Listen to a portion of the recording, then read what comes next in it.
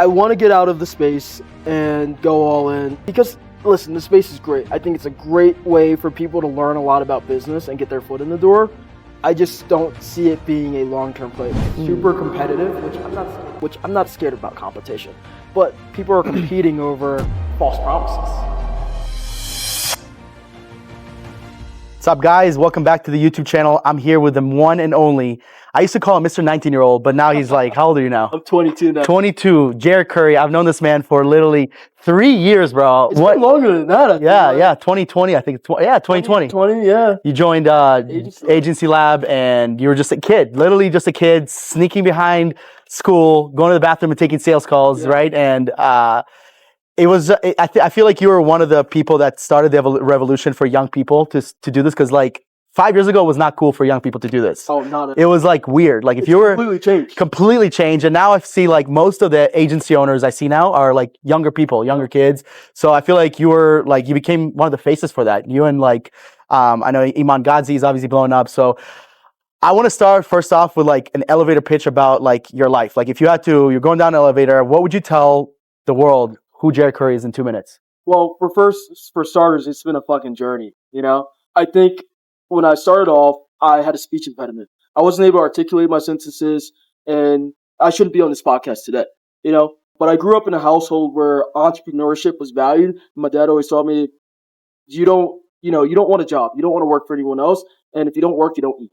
So I knew from a young age that I had to work, and he had me in the family business. He owned funeral homes. So I was out there carrying caskets, just doing work at the age of 4 or 5 years old. So that was instilled in me for a very long time. You know, went through high school, started going down the path that everyone else was going, go to college, get a job. And I just felt like something was off, you know? And Sergio, he calls it this knowingness, right? I felt like I had that knowingness. So I watched this TED Talk from Robert Kiyosaki, completely changed my life.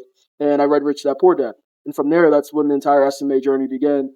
And I've been super fortunate to say that we've scaled 2 7-figure agencies in the short amount of time that I've been doing this. And it's been a wild ride, man. It's been a great journey. I'm super blessed too. And I wouldn't be able to do it without God. I love that. And I say this to a lot of my guests and a lot of my friends. It's like, you're really just getting started, but like, dude, you're actually 22. You're just getting started, right? And like, once you scale to 7 figures, like what? And I watched your podcast with Eddie, and I do want to get into some politics stuff because I think it's cool. And I think you haven't talked about it, you know. And I feel like the older I get, the more I'm getting into politics now. And I thought I was gonna stay away from that.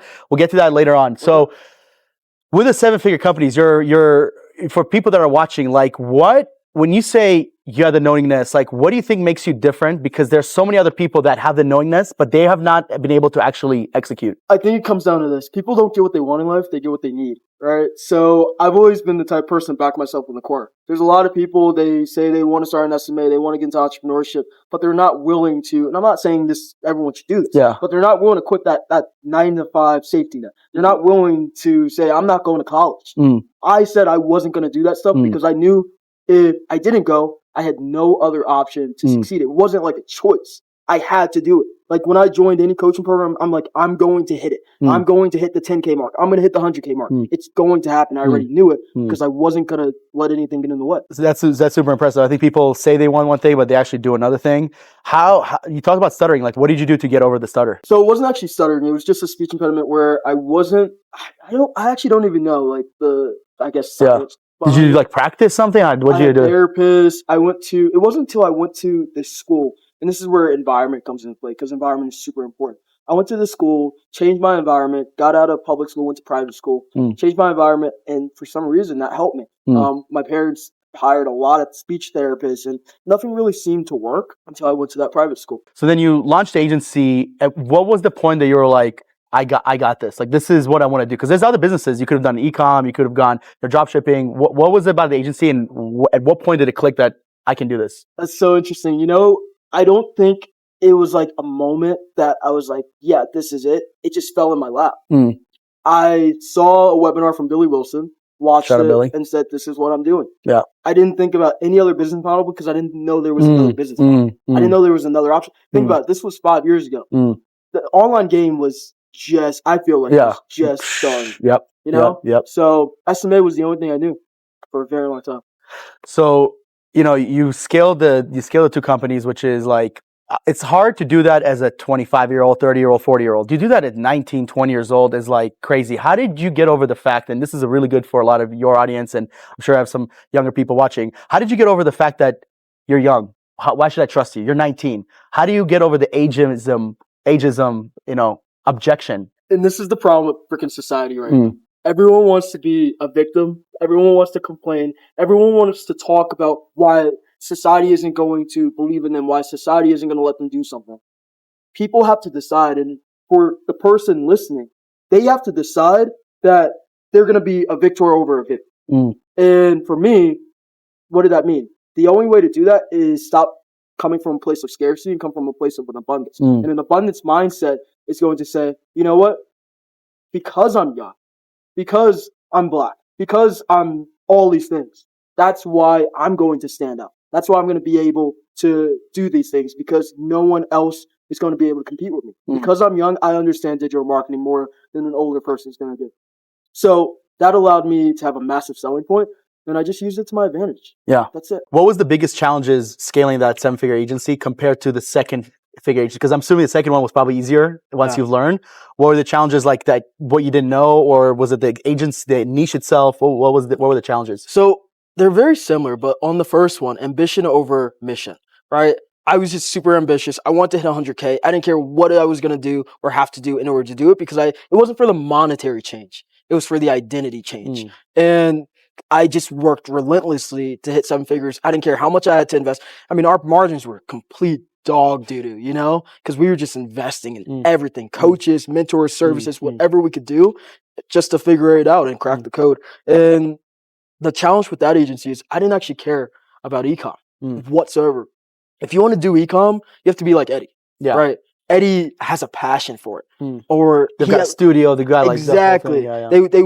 They understand e-com. They literally do it themselves. So I think it's super hard to build the type of agency that I wanted to build with e-com, because I wanted an agency that was copy and paste, similar to what you guys had at Atlas, right? And it just wasn't going to happen with e-com. So that was the biggest challenge, because once we hit 100K, it went down. And so many people, they talk about, hitting 100K per month. It doesn't matter if you hit it. What matters is if you stay there. And I prefer stamina over speed and profit over revenue all day, every day. 100%. So it was just obviously the learning curve. You said something interesting, the identity change. Talk more about that, because you have to become the person that you envision being, and the 7-figure person. What does that mean? What was that like? So, and Sergio says this a lot, right? Don't fake it till you make it, be it so you become it. And for a long time, I didn't truly understand what it meant to be a 7-figure human being. So the mindset shift I had to make was, what would a 7-figure CEO do in this situation?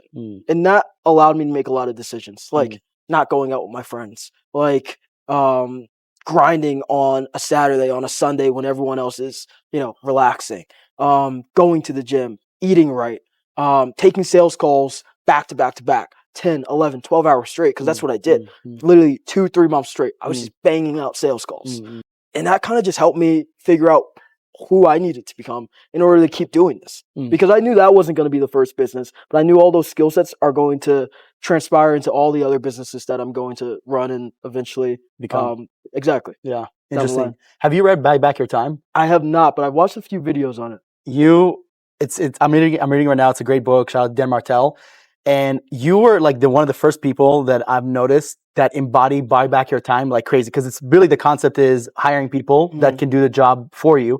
And you've done that at every level of your business. You were doing that when you were barely profitable. Like you were hiring people that you should not be hiring. 100%. But they were at least giving you the value. So where did that mindset come from? Like, was it like working with your dad at an early age, seeing him delegating, or where did that mindset come? Because even Joel had a really hard time with delegating. It took him over a year to delegate sales, and really a year and a half to be completely off of sales. So where did that Buy Back Your Time come from? Because again, delegating time, you had that mindset from when you should not have had that mindset. You hired people you weren't supposed to. So honestly, a blessing and a curse, because a lot of people do struggle with it, but I so easily relinquish control.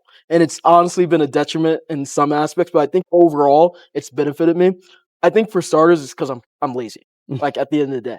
And I'll be extremely honest, I think the best entrepreneurs are the lazy ones, right? And they can spend their time not getting in the nitty gritty, but the time on the top 1% that's going to make 90% of the difference, So that's for starters. Number 2, Rich Dad Poor Dad. I think a lot of concepts that a lot of other people talk about, from Hormozy to Dan Martell, a lot of those same principles, if you just study Robert Kiyosaki and Rich Dad Poor Dad, you'll pretty much get all the information. And obviously, you're still going to read everything else, but you'll get a lot of good information from just that one book that's similar to a lot of these other books. So in Rich Dad Poor Dad, I say rich don't work for money. And that's where that mentality really came from. It's because I never like to trade my time for money. Yeah. Because I'm genuinely a student of Robert Kiyosaki. Yeah. Like, I am not big on that many other people besides him, and I just study him. I don't know what it is. I just gravitate towards. That's interesting because he doesn't really promote for younger people. Like, I feel like most people are like reading Rich Dad Poor Dad. Like, I read it at a young age, but when I'm reading it, I'm like, and then you watch his videos, I'm like, this guy's definitely much more towards older people, and that's fine. I went to his conferences, like, average age was probably like 40, 50. I was going to say, like, I don't know if you've met him, but he seems like he goes after, but you're probably an old soul. There's probably some things you're probably still doing that younger people do, but like inside, you're still an old soul. So that's interesting, man, because I wonder, like, if you were to start your agency today, what would be the first hiring you'd make? A recruiter. A full-time recruiter to interview, headhunt, and hire people from there. Really? That's wild. That, like, you never hear that. It's usually like an executive assistant. That's what I hear now from a lot of the people that I work with. Because the first one that we all hired was an appointment setter or someone Now, all the entrepreneurs I meet, they all focus on hiring executive assistants. Yeah, and I'm like, that's really interesting. But a recruiter, I never hear that because we work with hundreds of companies. Sure. Not besides Eddie and like a couple others, they don't really have a recruiter. So for you, it'd be someone that you just delegate the recruiting part. Talk to me about the detriment, because obviously I know the benefits of like delegating. What's the detriment of just finding people, buying back your time so fast and early? Yeah, 100%. And just to add on to the last thing, right? The only two things that really matter is the size of the market and the quality of your team. So if you can have a recruiter just focusing, obviously you need to be in a big enough TAM, that's your decision. But then delegating the recruiting side of it, build up the team, and it's going to force you. And once again, like I said earlier on, put you in a corner because you have this entire big team. And people shouldn't be doing this if they don't know what they're doing. No, of course not. But if I had to start all over again, this is exactly what I would do. You delegate that and you force yourself, hey, I have to make payroll. I got 67 grand in payroll this month.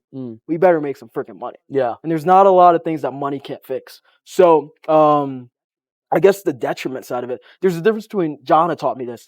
There's a difference, and I saw the podcast you did with her. That was awesome. But there's a difference between automation and abdication. And for far too long, especially in my first agency, abdicate. We went to Mexico, the event, and literally during that event, I pretty much brought on, do you know Luke and Nicola? They work with Eddie now?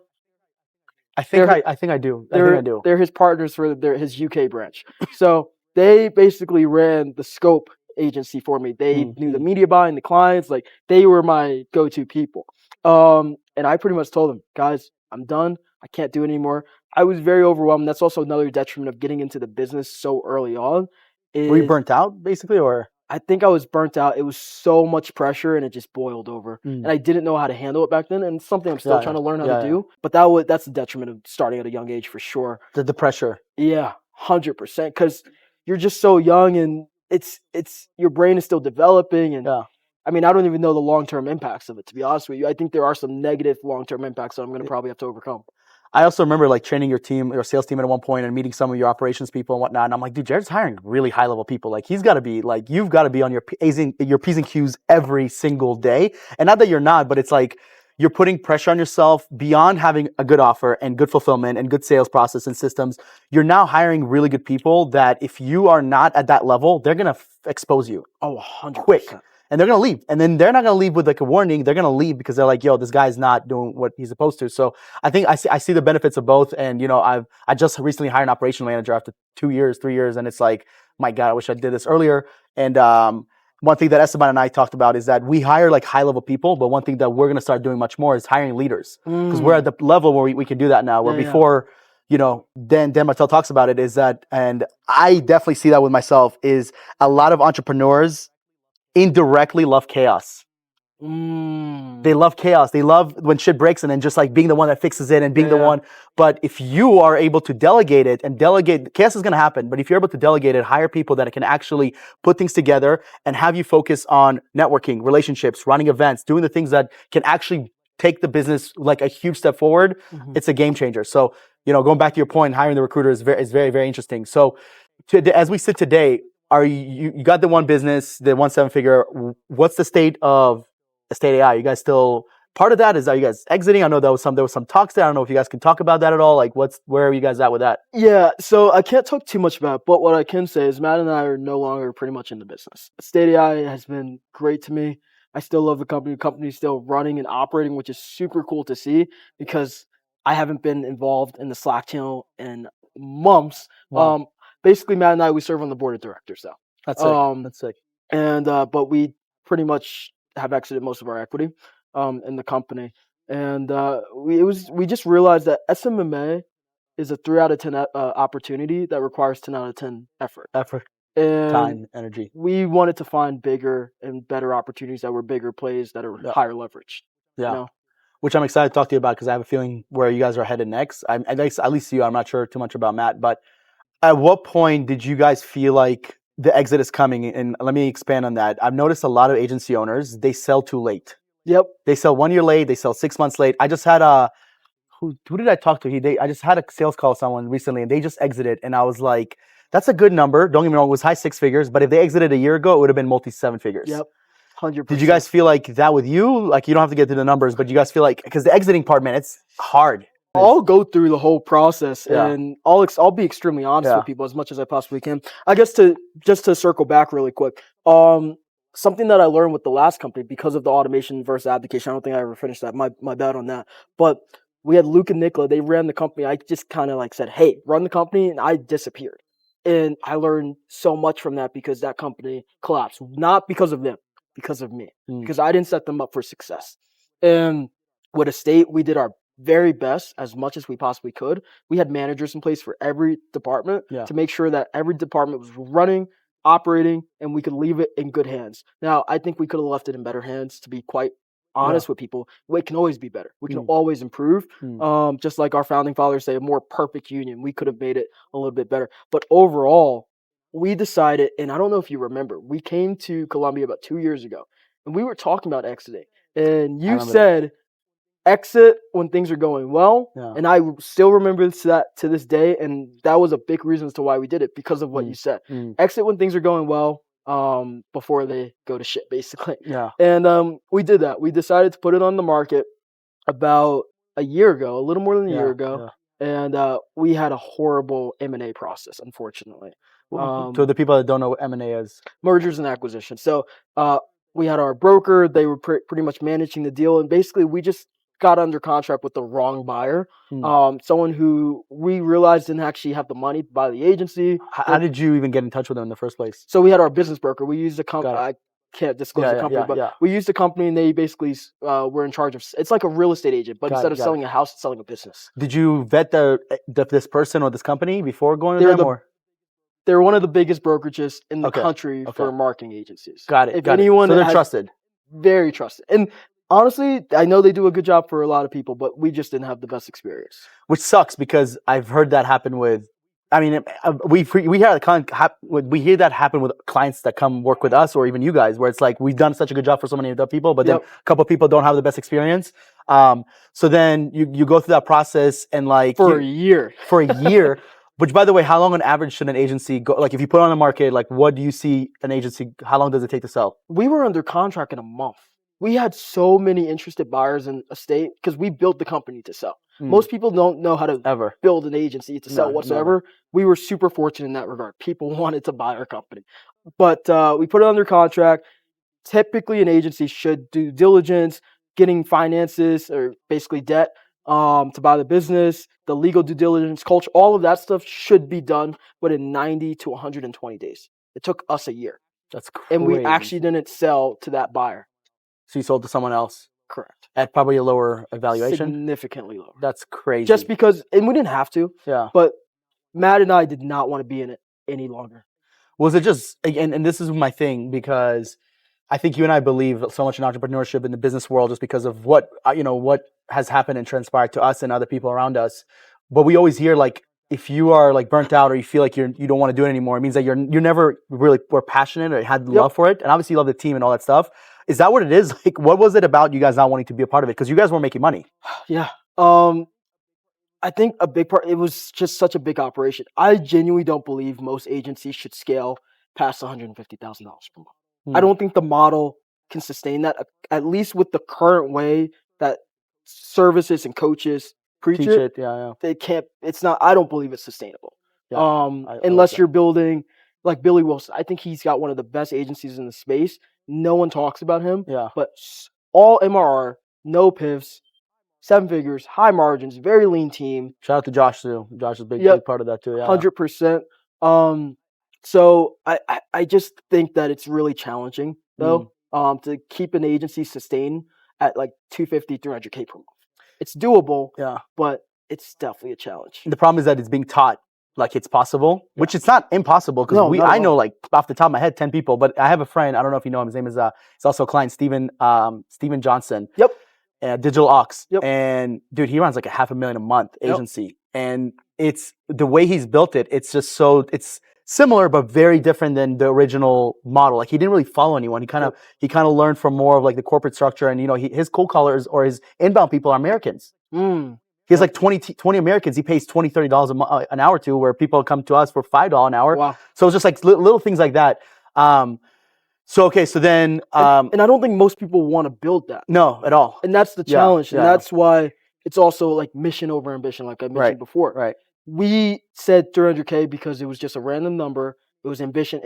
We kind of reverse engineer it, said we can kind of automate at this level, but that's not true. We could automate it at a significantly lower level with way less stress, and our revenue per headache would have been significantally lower. And profit, right? At the end of the day, that's the biggest higher thing. Margin. 100K, 20%, or 200 or 120K, 40, 50%. It would have been like, that's something to think about. And revenue's vanity, It's 100% vanity. It's like a myth. It's like it's cool. I mean, that's why I'm not to dig a Joel, but because everybody does this, ClickFunnels does this. But the awards, when it's like 2 Comma Club, 100K a month, I'm like, bro, like to get a 2 Comma Club, you can be 900K ad spend and 100K, and they'll give you. They have no idea what the profit is, right? Yeah. So we just had our event and we did a profit award actually. Good. That's at the end of the day, that's what matters. That's business. That's how much weight you lose. It matters, not how much you actually, weigh, whatever. So out of the agency game, and then what is Jared Curry up to now? You're in Colombia. I saw you do an event. What is like the next, 6 months of the year look like to you?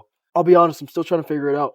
And it's a beautiful thing. It's this story of the night of the museum. I think it's Robin Williams. He turns to someone and Teddy Roosevelt. Yep. And he's like, what do we do now?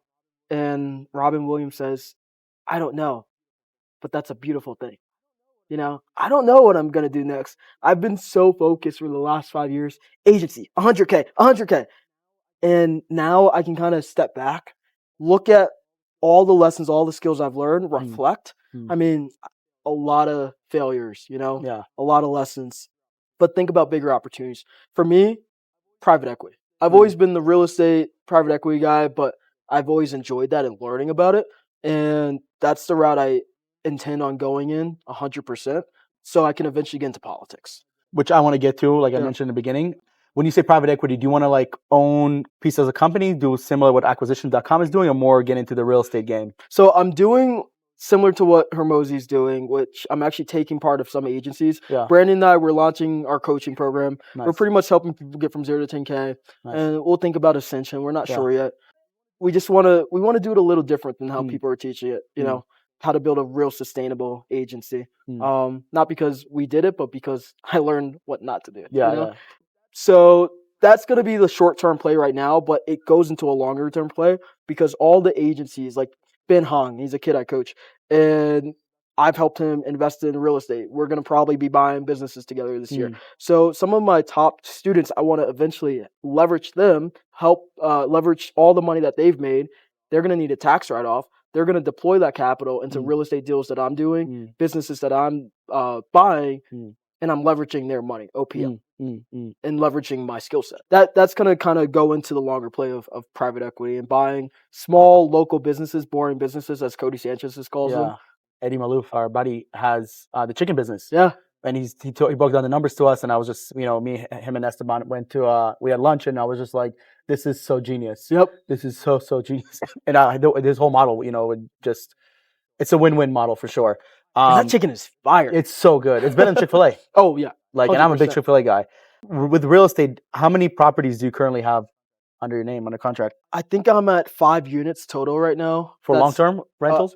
2 are flips, 3 units are long-term, but I'm actually selling 2 of them right now.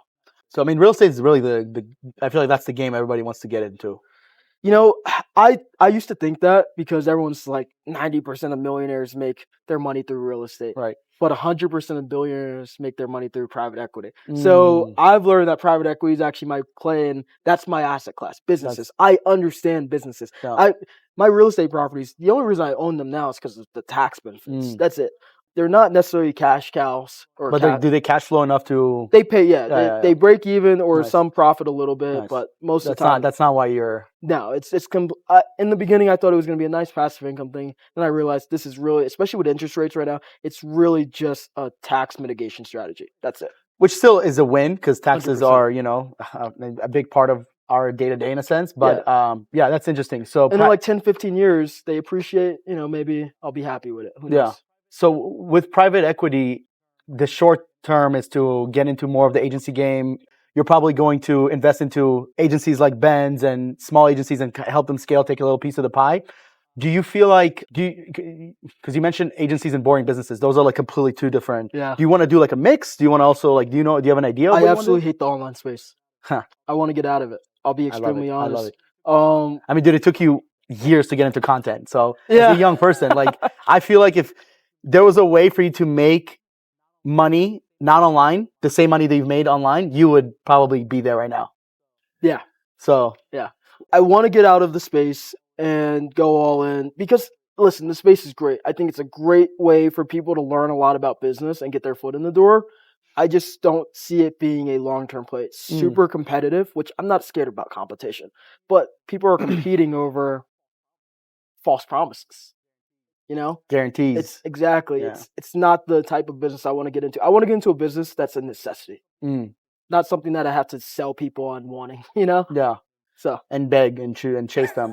Absolutely. So here's what's interesting because you mentioned it's not a long-term play. Do you mean like marketing agencies? Because I believe where the world is going towards is remote work and online and working through a computer. When you say that, do you mean like SMMA, leaving the SMMA space, or do you mean like literally like going all in on like brick and mortar businesses, the boring businesses? SMMA.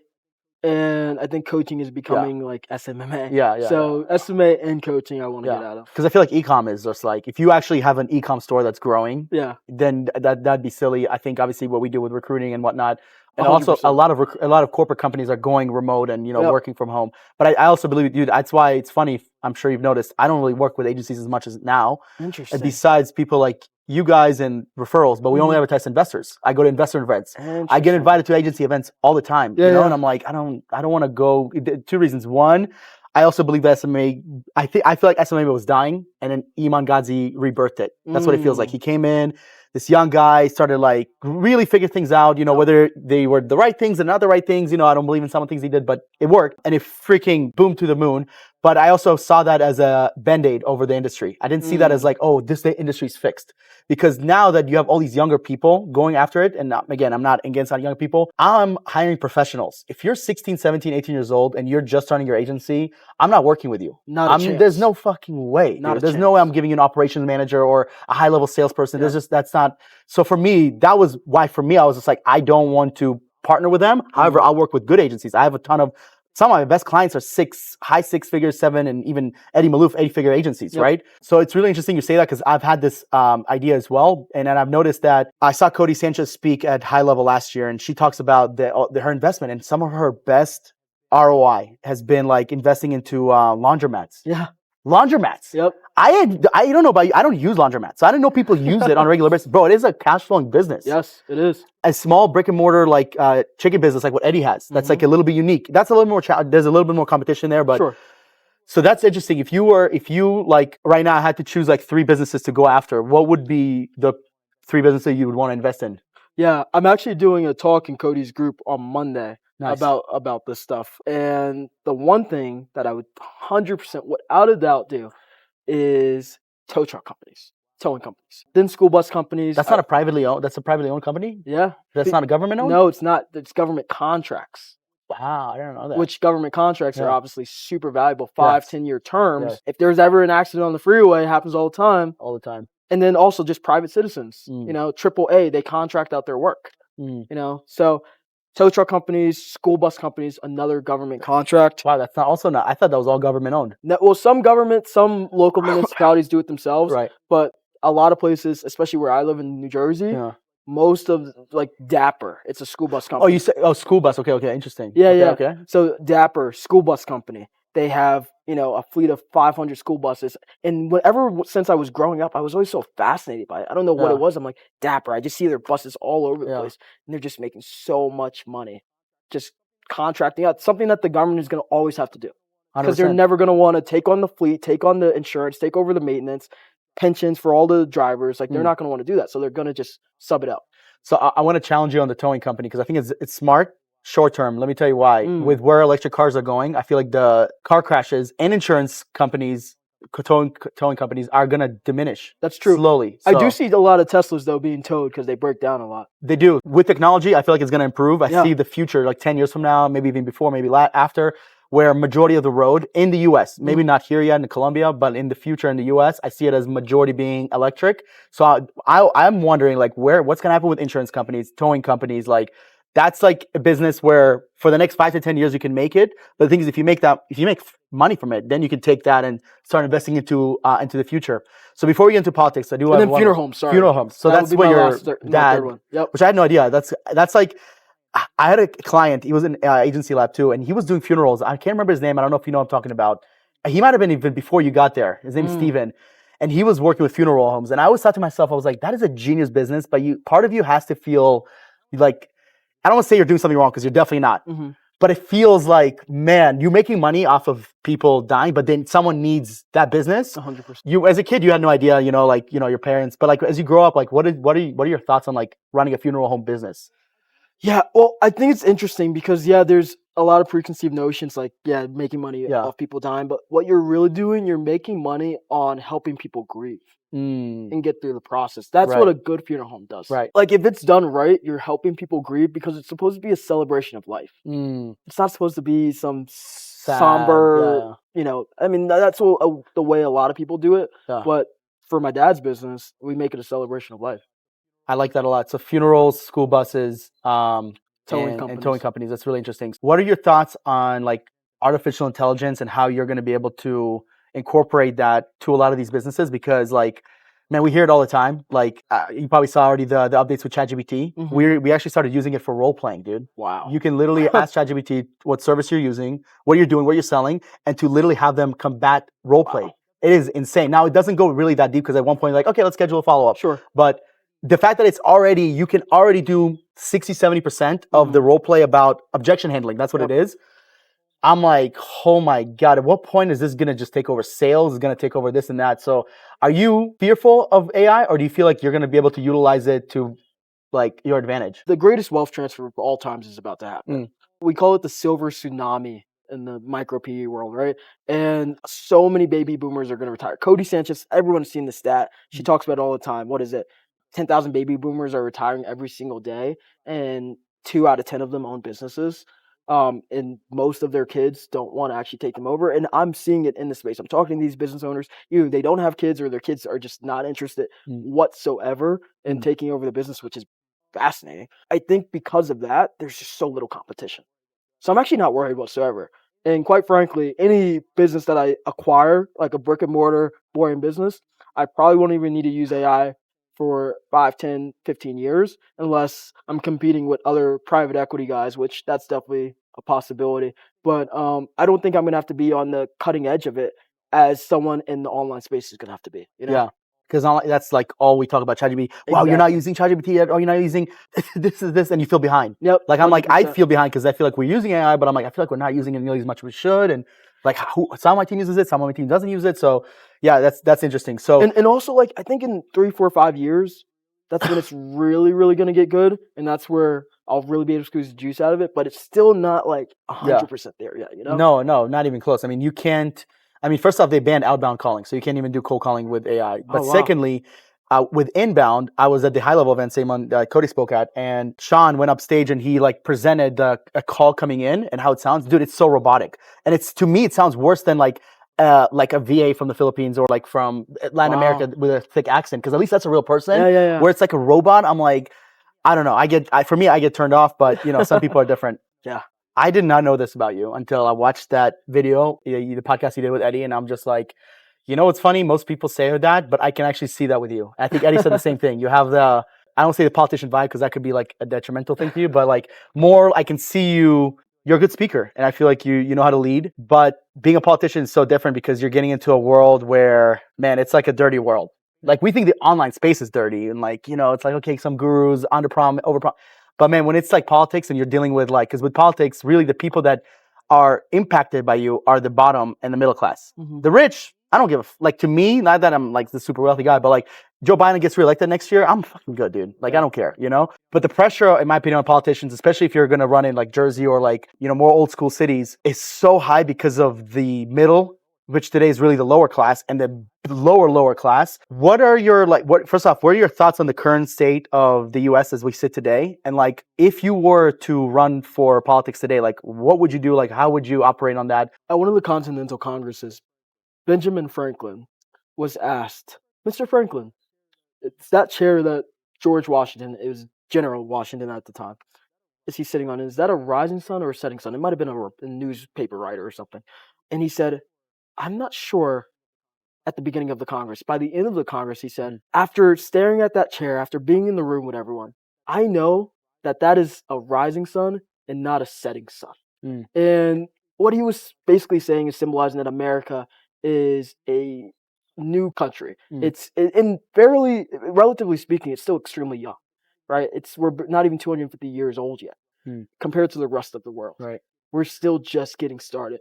And Warren Buffett always says, never bet against America. And if you look back in time, there's been so many moments in American history where people thought that this great experiment would somehow shut down and go away. I'm more convinced now than ever before that greater days are still yet ahead for America. And I genuinely believe that. I believe that because I see all the young people getting into entrepreneurship. And for example, America is built on capitalism at the end of the day. Capitalism is probably the worst form of an economic system, but it's better than all the other ones. As long as we keep building entrepreneurs, which it seems like everyone is now wanting to be a business owner, which is super cool, and there's more people that want to be owners, I think all in all, America is going to do just okay. Especially when you compare it to the rest of the world and what's going on. People are running away from wherever they're at to come to America. We're still that beacon of hope. I agree with you to a certain degree. The entrepreneurs thing, I want to challenge you on it, because although I do like where people are, it does feel like a lot more people are entrepreneurs. There does get to a point where we can't have everyone be an entrepreneur, right? Now, of course, not 100% are going to be. Do you feel like where America stands today feels like we're a weaker nation than we were 4 years ago, 5 years ago? So I'm going to challenge you on the last part. Yeah. In the 1800s, 1820s, 1860s, everyone actually was an entrepreneur for the most part, right? The farmer was an entrepreneur. He was selling his goods to everyone else. Not America was built on agriculture. Yeah. There obviously were employees and things of that such, but pretty much everyone owned a business or sold or traded something in order to make income.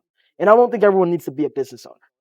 I definitely don't. And not everyone shouldn't be a business owner. Yeah. But I think having the entrepreneurial spirit is super important. Interesting. It feels like the U.S. has become weaker because of our leaders, because of who the world sees us as.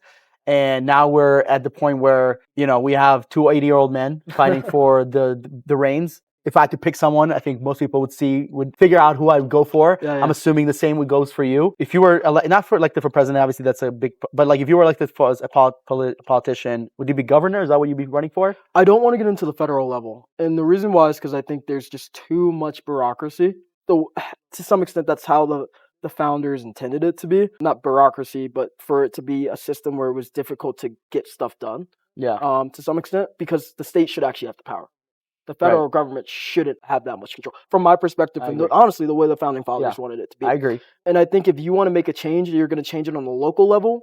and your And then city grow it up. councils and your school systems, your school boards, the mayor, the state senate, the state representatives, and the governorship of each state. Those are the people who can really have the most impact on where we're at. So I intend on capping out at governor. Does it start like as a mayor first, and then you kind of move up, or is it like I would probably start at either school board or city council. school board, city council? I think Yeah. school board would be super cool, especially for someone who barely graduated high school. But I think at least you'll be able to give them perspective of Sure. like, I made it this far without yep. having to go to school. How would you change the school system? Like, what would you do different than what it is today? Because I personally can't stand public schools, and I think that like some of the corruption happens, and it's sad because the teachers, in a sense, they're being blamed for because they are part of the problem, but also like they're being put in a system that doesn't help them out, and kids are, I think the knowing thing that you talked about earlier, I had that same thing, man. I'm sitting there in class, I'm like, I'm wasting my time. Like, why am I here? I couldn't wait to go home. I couldn't wait. I hated homework. I always found ways to cheat. That's why I knew I was going to be good at business, because I'm like, I'm the fucking best cheater. I cheated my way through high school. So, but in business, if I cheat, I'm going to be good. Like, of course, if I'm not going to rip everything off. What would you change in the school system today? No, if it's necessarily the teachers. I don't know if it's necessarily the system. It's definitely the curriculum. That's for starters. We have to change the curriculum. Yes. We have to teach more trades rather than things that, quite frankly, people aren't going to go into in the first place. There's a big STEM push. Art. I'm sorry, dude. Art class is a waste of time for most people, right? Music class for like a lot. I think for children it's fine, but I think when you force people to do certain things, especially for kids, it's like we don't want to do it. Kids think like when you take something away from them, they want it more, right? It's like that's almost human nature. So curriculum. What else? Critical thinking skills, right? There's so much focus on memorization, and people can't think for themselves. They get into the real world. I have friends that are finally graduating college, and they can't make a decision for themselves. They need their parents' approval still. That's crazy. Just because they've been confined in this little box of you have to go this path, you can't fail, and someone's always going to be there to catch you. So they can't actually grow.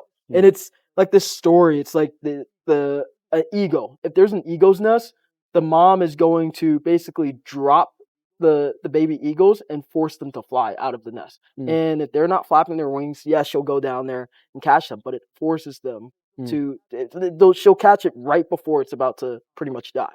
But for the most part, the baby eagles learn that oh shoot, no one's coming to save me. I have to fly. Yeah. And that's what most parents aren't doing now. And I think I'm going to take it a step further.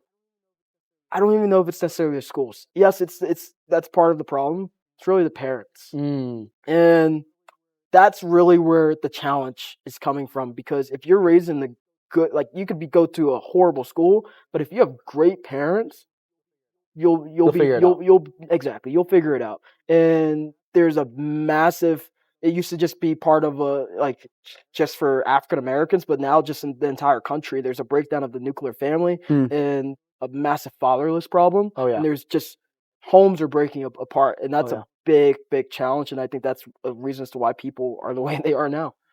Especially people like our age, I feel like, because you mentioned earlier, I'm a little older than you, but you have friends that are like graduating college. Yeah. And like, do you ever like look back at how different your last 4 years compared to their last 4 years are? Like, I don't know if you do that, because I actually made a video earlier. I'm like, I got this advice from a friend. He says, you're much farther ahead than most people, but your family's still not retired. And I was like, damn, that's so true. I'm much farther ahead than most 29-year-olds, but my family's not set. Yeah. I don't have generational wealth, whatever it is. So do you ever like look at the difference between you and like your friends and how different your 4 years are? I do, but I try not to compare because I don't want to compete with anyone besides my future self. And I think I'll say one last thing on that note is, quite frankly, I still just don't feel like it's enough. To be honest, like I'll look at what they're doing. And maybe I was just blessed by going to a school or having friends where they all had some level of ambition. A lot of them want to work in Wall Street or want to work in PE or computer science or something. But quite frankly, I still don't think I'm far enough ahead because I'm just getting started. I wish everybody had that type of ambition, but I'm also happy that only some do, because otherwise the world will be much more complex if everyone had the Jared Curry 22-year-old, I got to go after it. So last couple of questions, Jared. So we talked a little bit about your past, what you're trying to do with what you're going to do with private equity. What does the next 3-4 years look like for Jared Curry? The next 3-4 years, getting closer to God. I think is super important for me. What does that mean? Is that through praying? Is that through going to church more, donating? What is it getting closer to God? That's a good question. Going to church more, but really just building more of a relationship. I've in this entrepreneurial journey, it's easy to forget that you've been put on this earth, and I believe that I've been blessed, and this is kind of like the path that I'm supposed to be following. And I think so many people think they've done it by themselves, even if you're not religious. Like there's always someone or something that helped you get to where you're at. So I want to get closer to who I believe helped me get there, which is God. But I also feel throughout this journey, I disconnected. I forgot what actually mattered and what I actually value. And I'm still trying to figure out what that relationship is like. It's a struggle, quite frankly, especially being so young and having so many possible distractions, opportunities, vices for sure. But it's a battle. Yeah, it's a battle from, so going through that. I like that because I feel like last year I got a lot more close. I got closer to God for sure through different experiences, more through substances that I've done and just like seeing God in a different way. And I'm like, holy shit, there's just no way that I'm here now and all this is happening and it's just like an accident. And I agree with you, man. I think religion is just, I believe religion is just a distraction from getting closer to God, and it's like a way to put people in a box. And it's funny because like, even Christian people, which I believe you are, Christian people have like different sets of beliefs than Catholics, different sets of beliefs than Protestants, and all these people. But at the end, it all leads to God. Yep. So how we get there, I don't think it matters as long as you have it there. Because like you have the Jewish people, you have Islam, and we can do a whole podcast about religion because I'm fascinated by that. So getting closer to God. What else? What else in the next 3 to 4 years? We're scaling the coaching business, so that's a big focus. Because that money from the coaching business for me is going to go directly into obviously private equity, but mostly business. I'm not business mind, mostly politics. I want to fund my own political campaign. I want to create a political PAC, and I really don't want to rely on outside donors. There's this guy. He is running for president, and he's using his own money right now to get to where he is. And he gets the most hate I've ever seen in the history of any president ever getting hate. And I thought to myself, is it because he's not using the establishment money and he's just using his own money?